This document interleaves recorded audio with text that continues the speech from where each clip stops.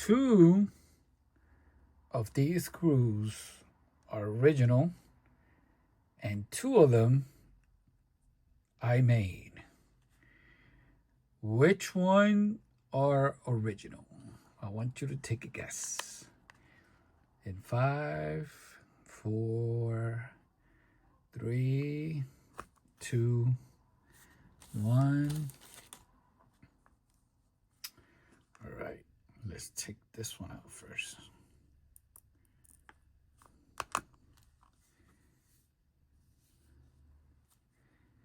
So this one I made.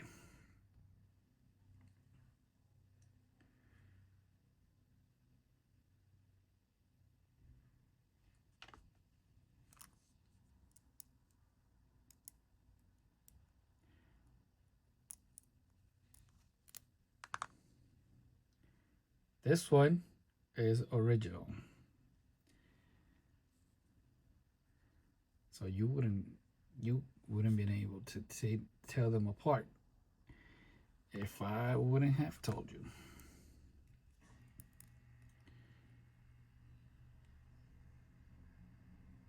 This one is original.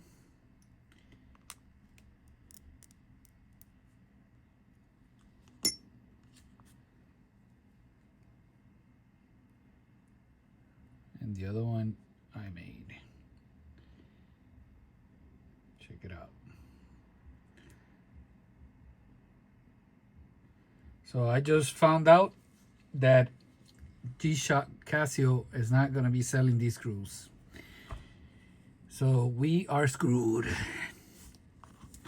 They are going to be selling the whole, what they call the whole case center, which is the bezel, the case, the original cushion here in black, the glass all built together with the buttons and everything. I'm still waiting to hear back on how much that's going to cost. And of course, that's not going to have the back cover for the module inside. So you are screwed. Look, this one, I just did the top. I haven't done the bottom. Got a bunch of screws here. So get a notebook. This is the measurement. They're M2 times 6 millimeter long. These are brass, which kind of help because when I'm sanding them down, they don't lose their color. And there are flat tip, flat tip screws. And as they sit right here, they're a little bit too big, so they won't fit inside the. They look too big, as you can see. I think I did a pretty good job considering I don't have a lathe. I did all of that using my my Dremel. Now I did find other options here.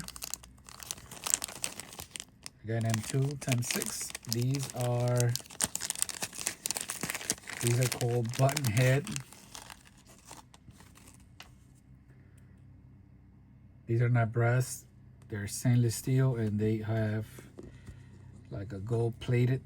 So if you try to sand them down, they'll become stainless steel color. So I'm thinking I'm gonna go with these. I also have these other ones. Again, M2 20 piece.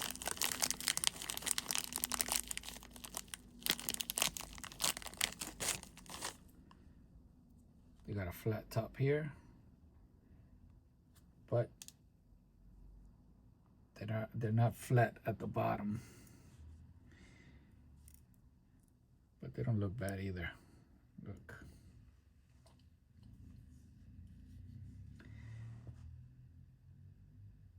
I guess I'll try, once I put it on, I'll try and decide which one to choose. I also have Phillips and 2.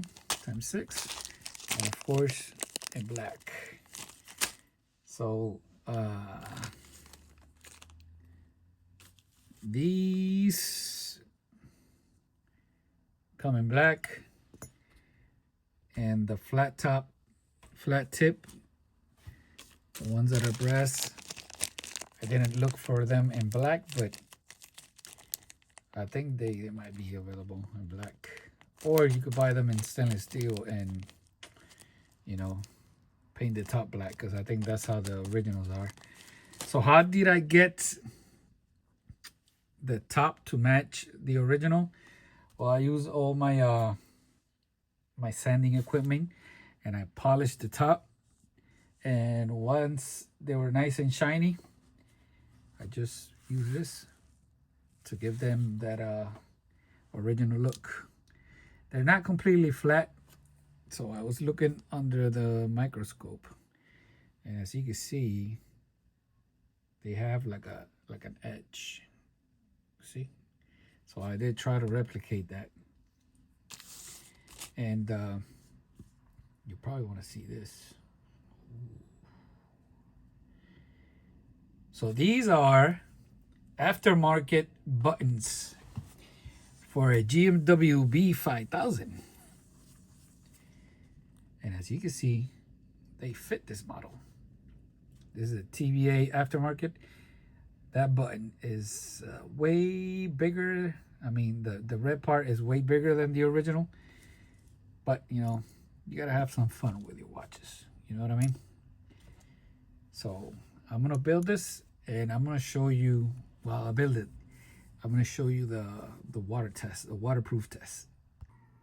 Aftermarket buttons for a GMW B5000. You can see that they fit a BC 5000. Good things about these buttons is that they come with their own C-clips. See? Original C-clips for the B5000 alone. They come out to like $7 or $10 each, plus shipping. These are the original BC 5000 buttons. They're slightly different, the stem, but we're about to do a water test to test them out.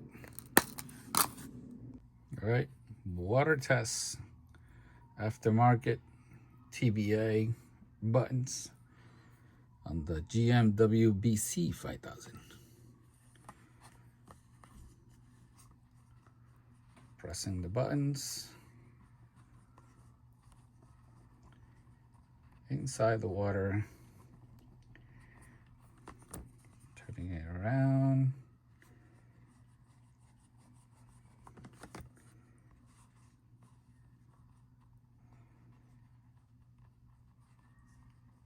Gotta make sure this works.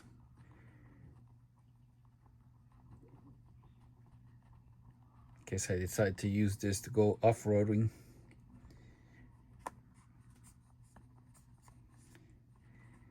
And I have to pressure wash it. Never know. Okay. Move that to the side.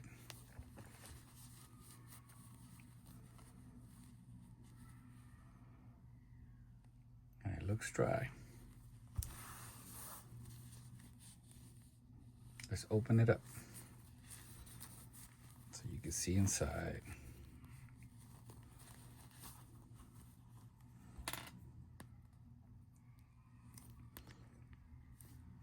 Still wet here. Whoa.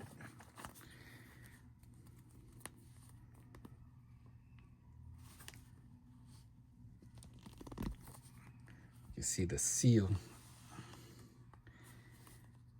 The moment you start pressing the buttons,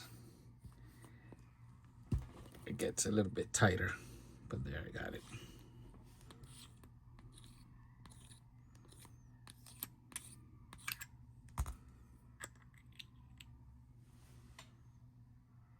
No water inside. Bada bing, bada boom. And this is how it looks with gold buttons from a GMW B5000 TB. Gold TBA. Gold TBA.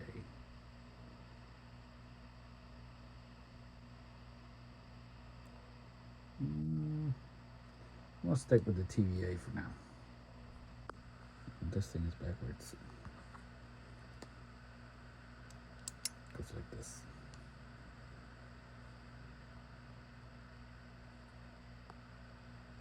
I could change it in the future if I grow tired of that big red button right there.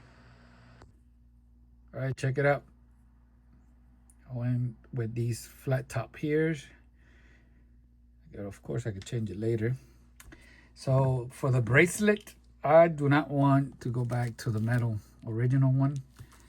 This is brand new, unscratched, and I already can see that getting parts for this is going to be extremely difficult. So I want to keep this in its brand new condition as long as I can. And I want to have some fun with this. I mean, I already did a custom job on the bezel. So, but at least I could have the bracelet be in stock. Now for the bracelet or strap, I have this option right here, original G-Shock, black metal keeper, black buckle. Says G-Shock. I have a video on how to make this fit. You have to do an adapter. Original G-Shock with the red adapter here, silver keeper metal buckle. This is not going to look good because of silver, but it's an option. I have aftermarket with the red ear adapters, gold buckle, gold metal keeper. But of course, I have an aftermarket also with the G-Shock logo here. So I can swap that out.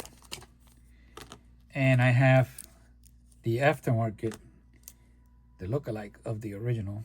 The difference is the original says G-Shock. This one says since 1983.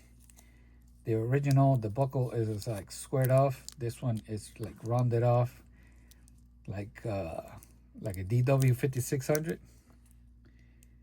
And the quality of the straps is completely different. You know, the original ones are much better.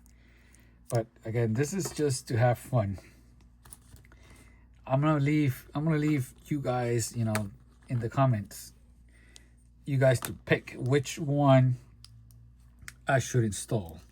But before we go, I'm gonna show you which screwdriver you need in the event that you decide to remove these screws. Let me see. Yeah, this one is original. So I got these little metal pieces that they're M2, right? And this is how I was able to hold the screw to customize it. And I cut one to simulate the watch case, show you guys.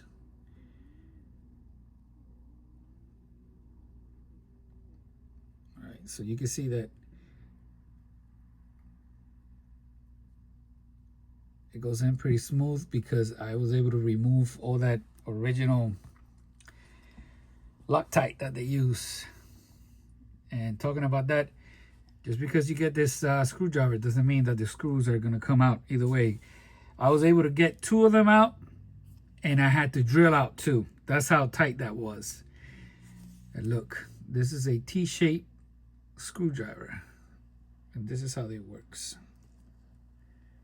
You see how that fits? So when behind the watch, you're going to place this here and go clockwise. And this screwdriver fits inside the threaded hole to drive out the screw like that. So I'll leave you a link. This is typically used for Rolex watches. So that's where we're at right now with the G-Shock. We are requiring Rolex tools to work on them. I had some luck when this was original. I used a small Q-tip and I dropped little drops of acetone there, so that could start eating away at that Loctite. I mean, I don't know anything stronger than acetone other than gasoline, but I didn't have any gasoline and I didn't want to put any gasoline in here just in case, you know, I don't want to damage anything. But yeah, acetone, and that's how I was able to remove two, and with a lot of force, using the incorrect screwdriver. Because once I got it out, you know, I did some research, I found out that this is the correct screwdriver. Now, should I go with the button head, or should I stick with this, or should I go back to the original ones? And which strap should I use? I'm leaning towards this gold. I think it matches perfectly, but I don't know. You guys let me know. So while you guys make a decision, this is what I chose for now. I went with the flat top screws. And by the way, they use a 1.5 millimeter, and the Rolex T-shape screwdriver also works perfect for the screws here that hold the rod for the strap. You're gonna have to see the video on how to adapt a rubber strap for now, and I gotta tell you, it fits really comfortable, really comfortable. And by the way, I also found out that getting positive or negative MIP displays to sell is a no-go for now. So you can't spend any extra money on your watch for now. Apparently they can't sell them while the watch is still being built, and they won't even sell the module, the complete module. So that is a no-go for now also. And hopefully you guys saw the video on the Rui watch. Change the LCD from negative to positive. It is a long video because I did a few things here. This one I haven't done anything, but I'm planning on changing the crystal to a sapphire. So on this one, I got the VC 5000 with the red eye. And on this one, I got this other B5000 original. Different modules. This one has 3539. This is the last generation of the B5000. I'll put up those module number here, the serial number here on the screen, because there's way too many for me to remember. So you gotta have fun with your watches. You know, some of them, you know, it's alright, keep them original, but some of them you gotta customize them. You know. Now if this gets scratched, I don't care. You know, I just strip it down and repaint it again. You know what I mean? The strap, aftermarket. They're like $15 on Amazon. Not a big deal. So, thank you for watching. Peace out.